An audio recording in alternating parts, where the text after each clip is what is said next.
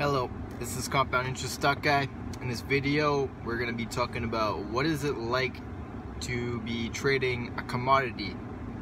If you're a beginner or you think you've never traded a commodity, this is going to be a learning experience for me to share with you guys. So, if you're new to this channel, please subscribe. It's 2020. We're going to be talking about a lot of interesting subjects. We plan to make a lot of money investing in only the strongest with the most best balance sheets, best net income, you know, got the nice EBITDA. I'm iffy on the EBITDA plays, but you know, the institutions like the big revenue, big EBITDA, they're probably gonna play with that. But yeah, and I'm also gonna be talking about commodities. I got my eyes laser focused on uranium and platinum plays and steel plays, and you know, the whole gamut. But yeah, I got a lot of cannabis stocks. But yeah, so what's the dealio with you know, commodities? What's it like trading a commodity?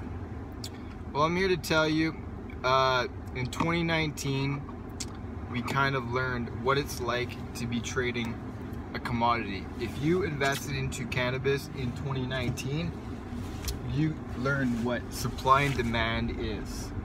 So, supply and demand works out as when there's not a lot of supply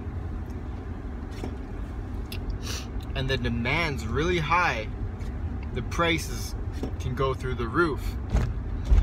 Now, if you go to Florida, you go to Illinois right now, for USA, you're gonna see some very expensive cannabis sales, okay? And the reason for that is because there isn't a lot of supply.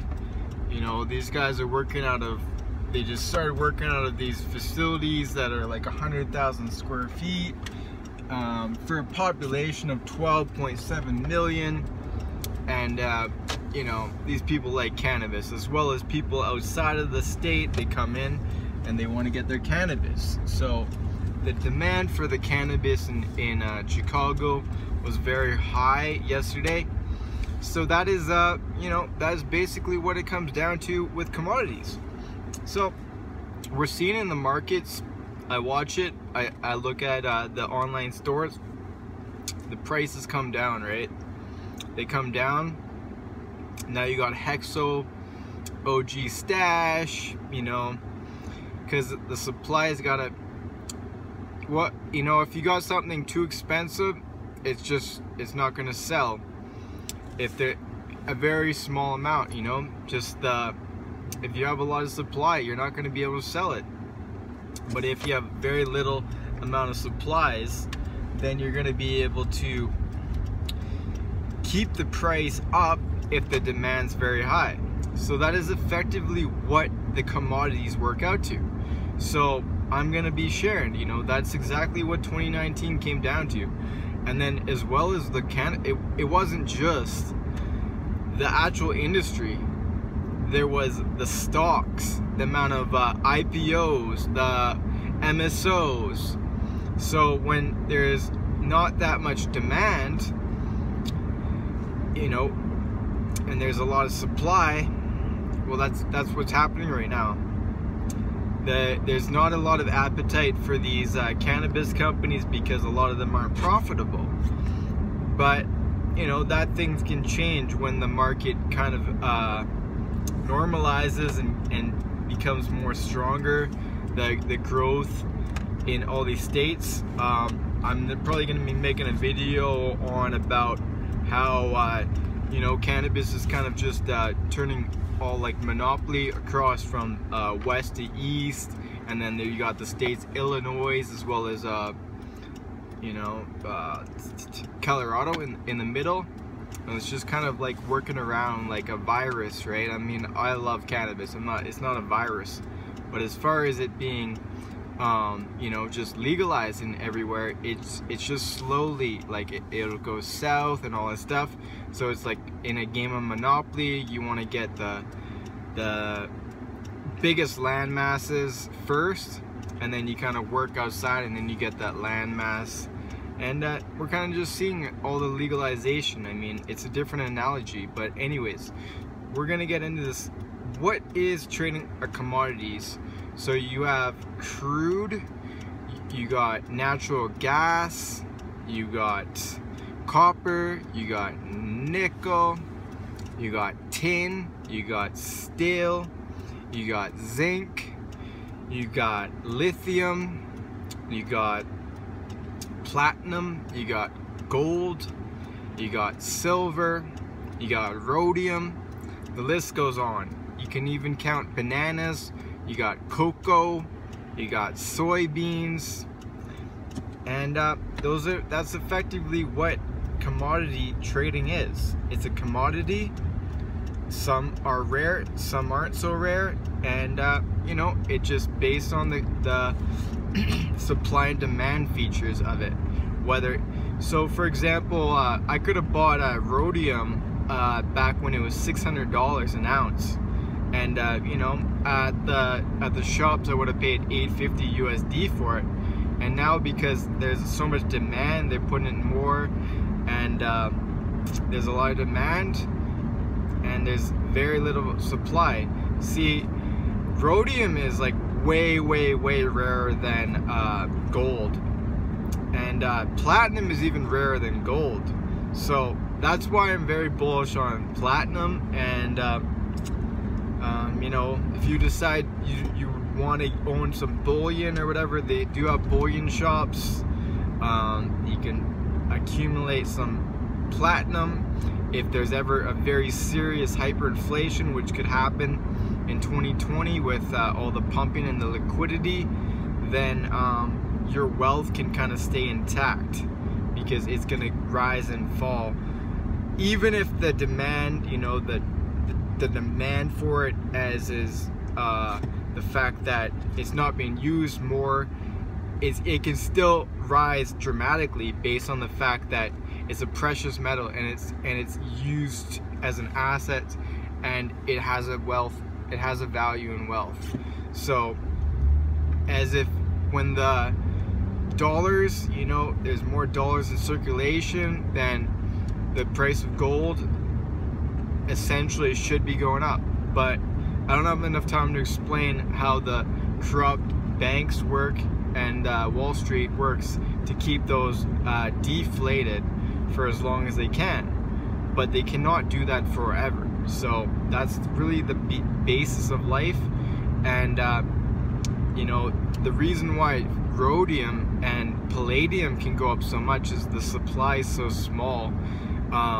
The banks just can't keep it down. But with platinum, you know, if there's more supply, which looks as it's coming about, as well as uranium and copper and nickel, the ability for those commodities to rise dramatically is a real situation. So that is why investing into commodities can be extremely lucrative, right? When you find it, when it's the supply is very high, but there's a reason for it to normalize or you know, get very rare, or if the supply is very normalized but the price is very low because the demand isn't there. But as soon as the demand just buys up the supply, then the price can just go boop boop boop boop boop up. So that's really the basis of these things. And you know, I watch these things, and things will take place, but they have had a good time keeping the metals down. But you know, in the last year or so, gold has had a very nice run. Nickel had a run for quite a while, but it came down. Palladium had a great year in 2019. Rhodium had a great year in 2019.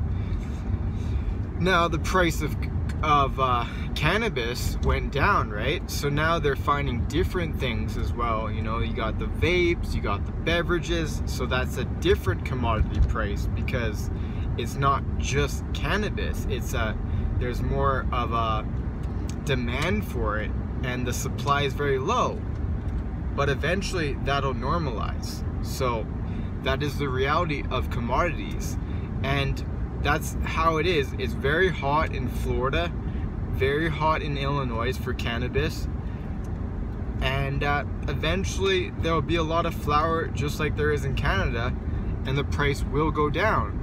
So that's really the basis of things, and that is you know, that's the essence of commodity trading. So whether you think you're a commodity trader or not, I told this to my mom. She's a commodity trader. She'll go to the grocery store. She wants to get a loaf of bread. You know, maybe one day it's $4. She sees a loaf of bread for $2.20. She buys like 5 of them because she can buy more. She wants to do that. So she's a commodity trader without realizing that.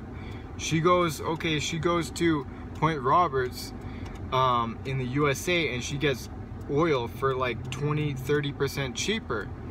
And so she's a commodity trader. She's looking at where she can get the best deals when it's on a good price, or when the price is really down, she goes.